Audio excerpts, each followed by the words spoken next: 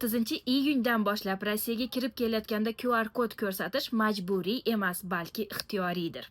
Bu haqida O'zbekistonning Rossiya Federatsiyasidagi elchixonasi rasmiy sahifasida ma'lum qildi. Rasmiy manbalarga ishonmaslikka haqqimiz yo'q. Shuning uchun bir boshdan hammasini gapirib bersam. Men ismim Zarnigor, huquqshunosman. Kanalimga obuna bo'ling, foydali ma'lumotlarni berib borishga harakat qilaman. 30-iyundan boshlab Rossiya Federatsiyasida tajriba doirasida muhojirlarga QR kod berilishi ko'zda tutilgan edi. Ushbu QR kod RUID deb nomlangan ilova orqali olinishi ma'lum qilingan va nihoyat bugun 26-iyun kuni ushbu ilova e'lon qilindi. Biroq hali oxirigacha ishga tushgani yo'q. Kanalimda bu haqida video bor, ko'rishingiz mumkin. QR kod olish imkonsiz ekanligidan kelib chiqib, muhojirlar qanday qilib QR kodni olishlari mumkinligi haqida xavotirga tushib qolgan edi. Lekin jonajon elchixonamiz va nihoyat bugun 26-iyun kuni batafsil ma'lumot berib o'tdi va ushbu ma'lumotda QR kod olish ixtiyoriy ekanligi haqida gapirilgan.